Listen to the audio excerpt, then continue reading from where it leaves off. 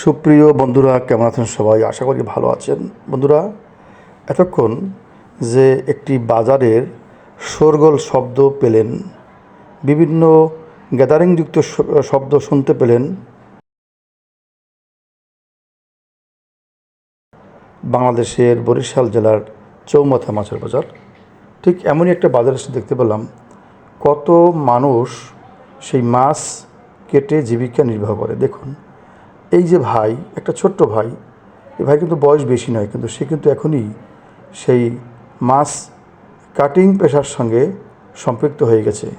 আর এখান থেকেই তার জীবন জীবিকা চালায়, তার পরিবার পরিজন চালায়। দেখুন কত সুন্দর বিভিন্ন জনেরা মাছ ক্রয় করে, ছোট বড় মাঝারি দেশি নদীর বড় বড় মাছ, ছোট ছোট মাছ ক্রয় করে তারা এই ভাইদের কাছে নিয়ে আসেন এবং তারা সুন্দর করে আইস ছাড়িয়ে এবং আস্তে আস্তে যত্ন সহকারে কেটে দেয়। আর এক ভাই দেখেন তার পাশেই বসে মাছ কাটছে। এই ভাইয়ের মাছগুলো অনেক বড়।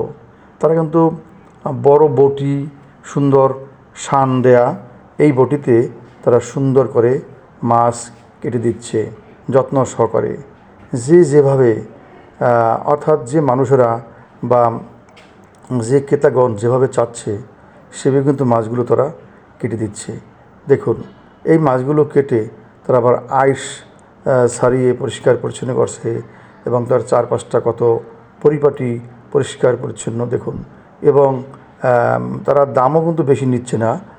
বড় মাছ 1 কেজি যদি তাদের দ্বারা কাটাইতে হয় তাহলে তাদের দিতে হয় 20 থেকে 25 টাকা এবং ছোটো মাছ 30 টাকা বা 40 টাকা। দেখুন, এই ভাইয়ের এই মাছটা কাটা হয়ে গেছে, সে কিন্তু পলিথিনের ব্যাগে তুলে দিচ্ছে। ঠিক এই পেশার সঙ্গে কত মানুষ জড়িত।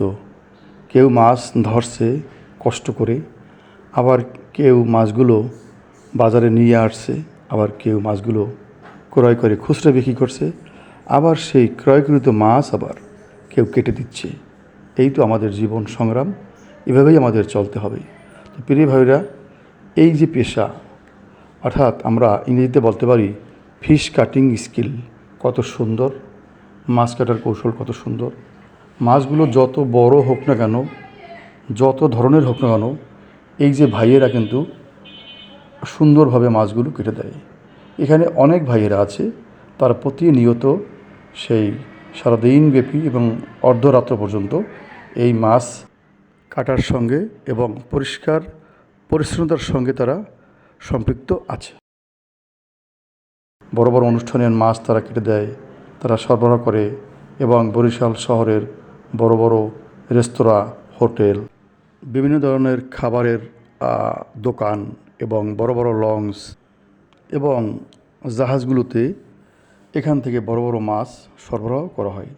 তো প্রিয় ভাইরা, যদি আমার এই ভিডিওটি আপনাদের ভালো লাগে অবশ্যই সাবস্ক্রাইব করে রেখে দিবেন এবং আমার জন্য দোয়া করবেন এবং আপনাদের সবার জন্য রইল শুভকামনা।